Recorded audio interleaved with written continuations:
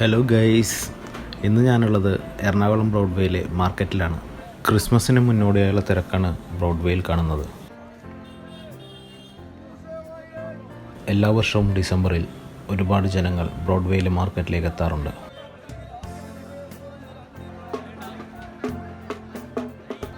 ഇരുപതാം നൂറ്റാണ്ടിൻ്റെ തുടക്കത്തിൽ എറണാകുളത്തെ ഏക ഷോപ്പിംഗ് സ്ട്രീറ്റായിരുന്നു ബ്രോഡ്വേ. ബ്രിട്ടീഷുകാർ ഡച്ചുകാരിൽ നിന്ന് പിടിച്ചെടുത്തപ്പോൾ മാർക്കറ്റ് മട്ടാഞ്ചേരിയിൽ നിന്ന് കൊച്ചിയിലേക്ക് മാറി.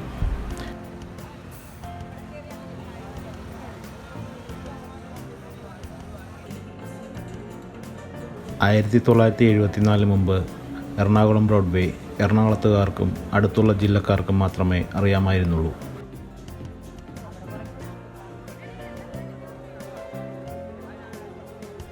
19-ാം നൂറ്റാണ്ടിൻ്റെ തുടക്കത്തിൽ തന്നെ കേരളത്തിലെ ഏറ്റവും തിരക്കേറിയ വ്യാപാര മേഖലയിൽ ഒന്നായിരുന്നു ബ്രോഡ്വേ.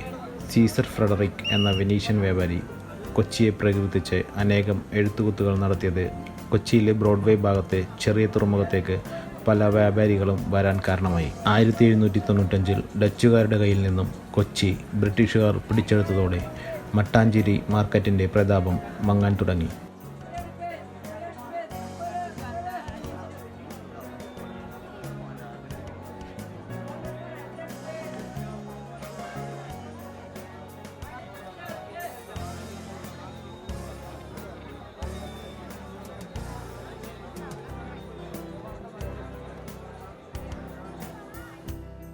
ആയിരത്തി 1800കളുടെ തുടക്കത്തിൽ മട്ടാഞ്ചേരിയിൽ നിന്നും ഭൂരിപക്ഷം കച്ചവടക്കാരും ഇന്നത്തെ MG റോഡ് ഭാഗത്തേക്ക് കുടിയേറുകയും ചന്തകളും മറ്റു കച്ചവട സ്ഥാപനങ്ങൾ തുറക്കുകയും ചെയ്തു. അന്നത്തെ റോഡ് ശൃംഖലകളെ ബന്ധിപ്പിച്ച് തേവര, വെണ്ടുരുത്തി, വില്ലിംഗ്ടൺ വഴിയായിരുന്നു മട്ടാഞ്ചേരി മാർക്കറ്റിലേക്കുള്ള റോഡ് വ്യാപാരപാത. മട്ടാഞ്ചേരി ചന്തകളിൽ കച്ചവടത്തിനെത്തുന്ന വ്യാപാരികളിൽ നിന്ന് തുക ഈടാക്കാൻ തേവരയിൽ ചെക്ക് പോസ്റ്റ് സ്ഥാപിച്ചെങ്കിലും വ്യാപാരികൾ ഈ നികുതി സമ്പ്രദായത്തോട് താൽപ്പര്യം കാണിച്ചിരുന്നില്ല. അതിനാൽ തേവര ചെക്ക് പോസ്റ്റ് കടക്കാതിരിക്കാൻ വ്യാപാരികൾ എറണാകുളം മാർക്കറ്റുകളിൽ വ്യാപകമായി വ്യാപാരം നടത്തി. അന്നത്തെ ഏറ്റവും വിശാലമായ റോഡുകളിൽ ഒന്ന് ഈ മാർക്കറ്റിലൂടെ കടന്നുപോകുന്നതിനാൽ ബ്രോഡ്വേ എന്ന വാക്ക് ഈ വ്യാപാര കേന്ദ്രത്തിന് ലഭിച്ചു.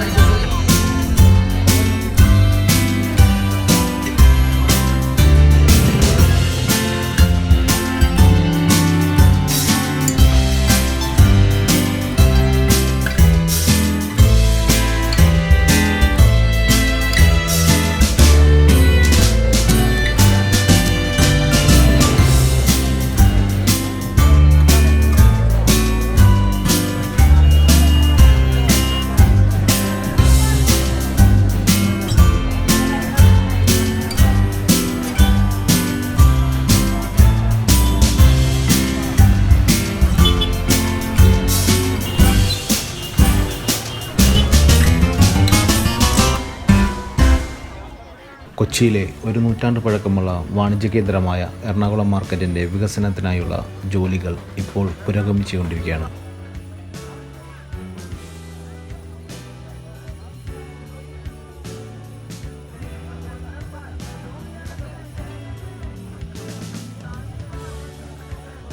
സ്മാർട്ട് സിറ്റി പദ്ധതിയുടെ ഭാഗമായി 72.69 കോടി രൂപ ചെലവിൽ കൊച്ചിൻ സ്മാർട്ട് മിഷൻ ലിമിറ്റഡാണ് മാർക്കറ്റ് നവീകരിക്കുന്നത്.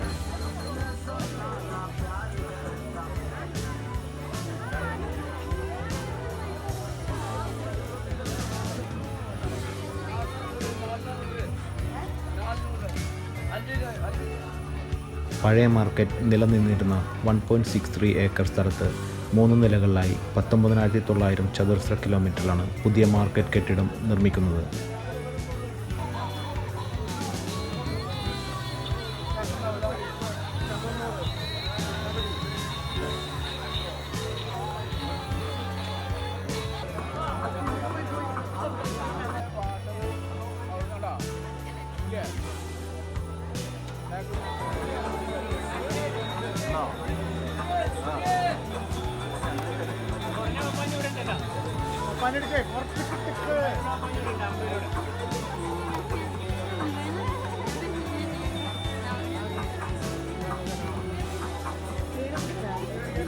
ആകെയുള്ള 275 കടകളിൽ 183 താഴത്തെ നിലയിലാണ്.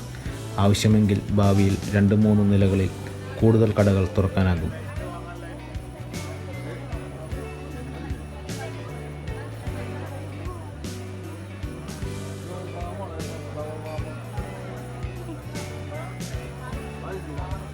തുറമുഖത്തിനോട് ചേർന്നാണ് കച്ചവടം കൂടുതൽ നല്ലത് എന്ന കാരണത്താൽ വലിയൊരു ശതമാനം ആൾക്കാർ MG റോഡിൽ നിന്നും കടലിനോട് ചേർന്നുള്ള ഇന്നത്തെ ബ്രോഡ്വേ ഭാഗത്തേക്ക് അവരുടെ ജീവിതം കെട്ടിപ്പടുത്തു.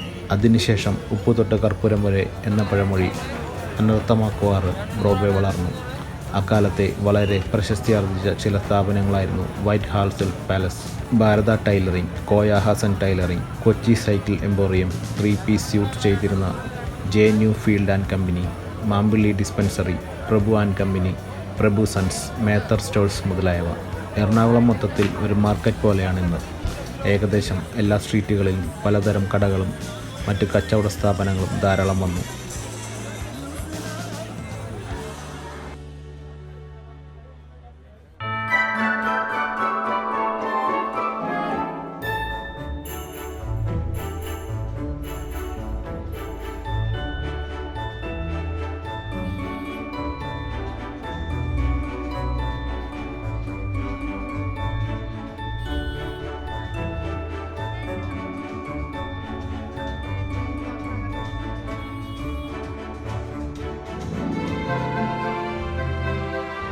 പുതിയ മാർക്കറ്റ് 82 ശുചിമുറികൾ ഉൾപ്പെടെ ആധുനിക നിലവാരത്തിലുള്ള സൗകര്യങ്ങളാണ് മാർക്കറ്റ് കെട്ടിടത്തിൽ തയ്യാറാക്കിയിട്ടുള്ളത്.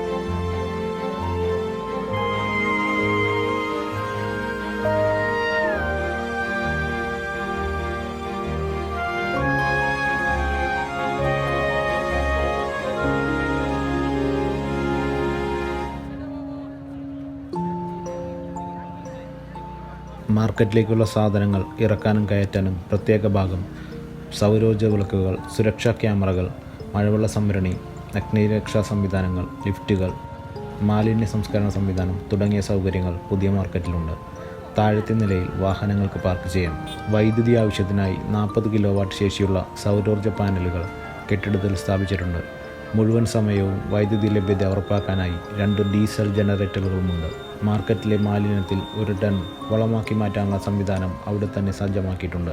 24.65 കോടി രൂപ ചെലവിൽ നിർമ്മിക്കുന്ന പാർക്കിംഗ് കേന്ദ്രത്തിൽ 120 കാറുകളും 100 ഇരുചക്ര വാഹനങ്ങൾക്കും പാർക്ക് ചെയ്യാം.